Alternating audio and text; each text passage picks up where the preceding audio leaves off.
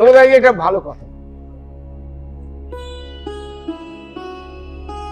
দেখো, বিজ্ঞান আর আধ্যাত্মিকতার মধ্যে কোনো তফাৎ নেই। আমি তোমাদের চণ্ডীর একটা জায়গা থেকে তুলে ধরে আমি বিজ্ঞানের সঙ্গে মিলাচ্ছি। আচ্ছা ধরো, আমাদের পৃথিবী কিভাবে সৃষ্টি হলো? ভালো করে চিন্তা করো। পৃথিবীর সৃষ্টি হলো, সূর্য একদিন কি হলো, সূর্য এরকম বিস্ফোরণ হচ্ছে, সূর্যলোকে এরকম বিস্ফোরণ ঘটছে, কিন্তু অনবরত ঘটছে, অনবরত মুহূর্ত। এরকম একটা বিশাল ব্রহ্মাণ্ডে বিস্ফোরণ ঘটেছিল, যেখান থেকে সূর্যের থেকে অগ্নিপিণ্ড, আগুনের পিণ্ড বিভিন্ন দিকে ছিটকে গেছে।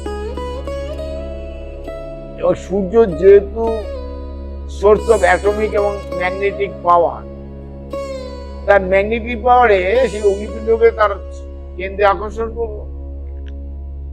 এবার যারা বেরিয়ে গেছিল তাদের যে গতি আর সূর্যের আকর্ষণ গতি সমমান হওয়ায় সে ঘুরতে লাগলো সূর্যের চারিদিকে। যে যেখানে আটকে গেছিল সেখানে তার কেন্দ্রবিন্দু সূর্যের চারিদিকে ঘুরতে লাগলো। ওটা হচ্ছে তার কক্ষপথ। এরকম একটা, এই পৃথিবী একটা অগ্নিপিণ্ড ছিল, আগুনের পিণ্ড, সেও ঘুরতে লাগলো,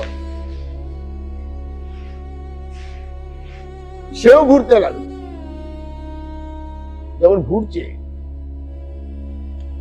তাহলে আগুন তো, আগুন যদি জ্বলে তার কি হবে? তার ধোঁয়া উঠবে, বাষ্প হবে। এবার সেটা একটা জায়গায় গিয়ে আটকে যেতে লাগলো, একটা স্তরে গিয়ে, এবং ওর মধ্যে জলকণা তৈরি হলো। শত সহস্র বছর ধরে ঘুরছে, পৃথিবী পুরো জলমগ্ন হয়ে গেল। জানো, আমি লেখাপড়া তো জানি না, তোমরা পড়াশোনা জানো, তোমরা আরো ভালো জানতে পারবে। তো আমার মা যেটুকু বুদ্ধি দিয়েছে সেটুকু বলছে, পৃথিবী পুরো জলমগ্ন হয়ে গেল। এবার জলমগ্ন হয়ে গেল তো এখন সমস্ত জল, সেই জন্য বলা হচ্ছে নারায়ণ। নারায়ণ, ন কথার অর্থ নীল, মানে জল, যেতে আয়ন করা আছে, মানে শয়ন করে রয়েছে। কে? নারায়ণ। নারায়ণ কি রয়েছে না, অনন্ত নাগের ওপরে তিনি শায়িত এবং যোগনিদ্রায় অভিভূত, চণ্ডী বলি। তার মানে কোনো জায়গায় কোনো সৃষ্টি নেই, তাহলে পৃথিবীতে অনন্ত নাগ ধরা হয়েছে সাপের ফনার মতো। তার মানে আমাদের বিজ্ঞানের যে কমলা লেবুর মতো উত্তর এবং দক্ষিণ একটু চাপা, তাহলে কি হলো? অনন্ত নাগ, সাপের মতো পেঁচিয়ে আছে, মাথাটা উঁচু করে আছে। এই অনন্ত নাগের উপর বিষ্ণু, মানে জলমগ্ন পৃথিবী। দেখো ভালো করে বুঝতে তাই নারায়ণ কথার অর্থ না, মানে জি মানে জল, নীল মানে জল, জলে যিনি শয়ন করে আছে, নারায়ণ বিষ্ণু। যোগনিদ্রায় অভিভূত বিষ্ণু অনন্ত নাগের ওপর শায়িত রয়েছে। তার নাভি পদ্ম থেকে উদ্ধৃত হলেন স্বয়ং প্রজাপতি ব্রহ্মা। দেখো, 3 ভাগ জল, 1 ভাগ স্থল। স্থল এলো কি করে, মাটি এলো কি করে? না, পৃথিবীর পার্শ্ব চাপ, আলো আছে, সূর্য আছে, মাঝে বায়ুমণ্ডল আছে, আর জল আছে। 3টে জিনিস আছে, কোনো জীবের অস্তিত্ব নেই। যখন এই 3টে জিনিস, সূর্য তার নিজের কেন্দ্রে পৃথিবীকে আকর্ষণ করছে, পৃথিবীর পার্শ্ব চাপ, জল যে বায়ু আছে, তারপরে জলের যে ঢেউ আছে, তাতে ফেনা জমছে, এই ফেনা কঠিন হতে লাগছে, জমে কঠিনতম হয়ে যাচ্ছে।